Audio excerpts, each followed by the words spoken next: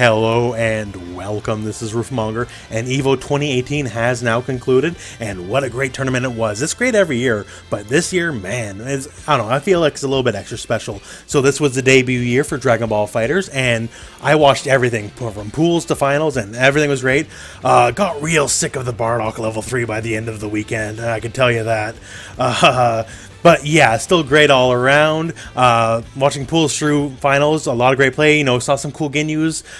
Saw a Nappa player beat Mrs. Hiroki, which kind of put the fear of God into me, because God forbid Nappa gets nerfed because a Nappa player beat her, but we'll see. Anyway, so this video is kind of my top 5 moments of EVO 2018. So there's tons of stuff here, can't cover everything, you know, from everything from, you know, all the crazy reveals, all the great matches and all that. So I'm just going to pick my personal top 5 moments of EVO 2018. So, coming in at number 5, we had not one, but 2 Shenron summons in the top 8 in Dragon Ball FighterZ. Goichi has it.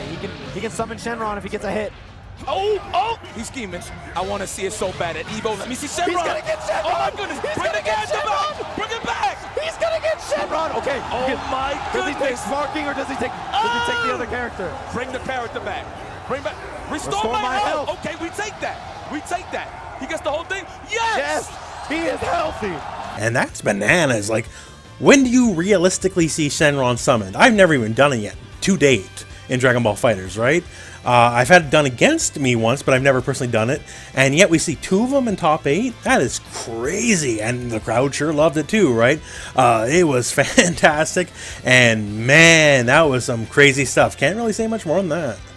My number 4 moment has nothing to do with Dragon Ball, actually. It has to do with the Negan reveal for Tekken 7, because what? Little pig,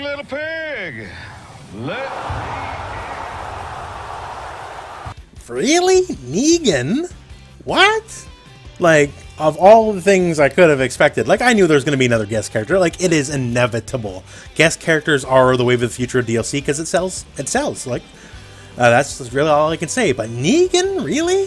Like many people, I kind of fell off Walking Dead, honestly. You know, is what it is. But still, what a crazy thing.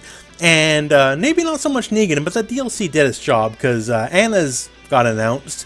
And because Anna got announced, I'm reinstalling Tekken 7.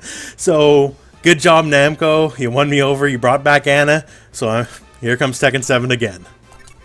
For number 3, and I know some of y'all ain't gonna like this, but hey, whatever, I saw it for what it was right away, and I appreciate it for the smart move it was, and that's Chairgate 2018.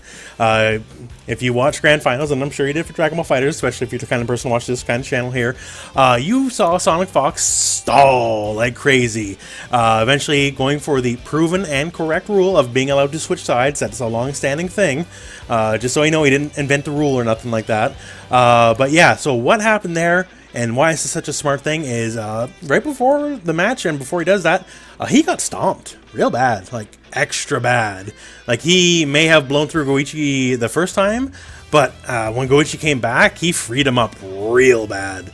And what he did is honestly a smart move. He bought himself time. And when you get stomped like that, your nerves get frazzled.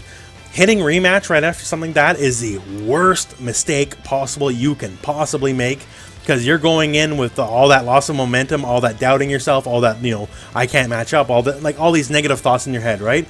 Maybe it took a bit longer than it should have, because, you know, the EVO staff kind of didn't seem to know what was going on in that one.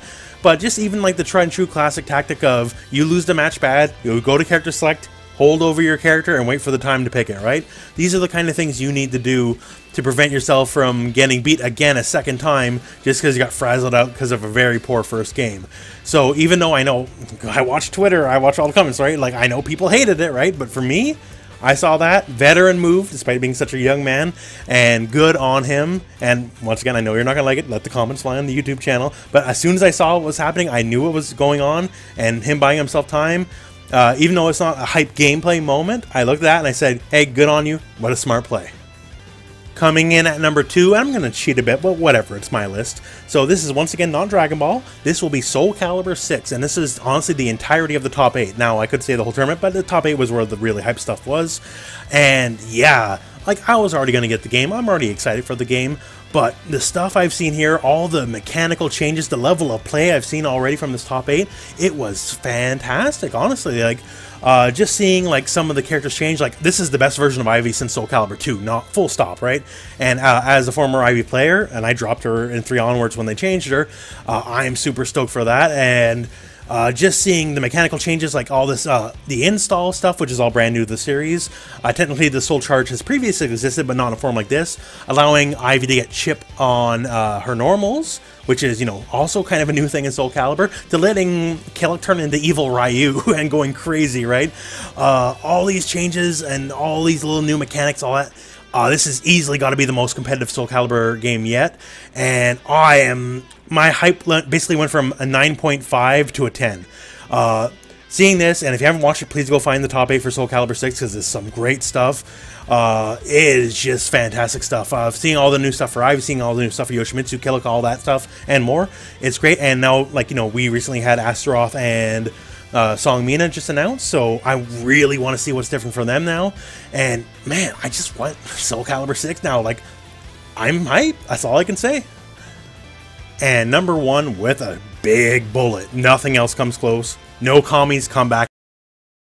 This is the stuff of legends. You know, if you put any amount of time into Dragon Ball FighterZ, you know how hard it is to make a 1-on-3 comeback in this game.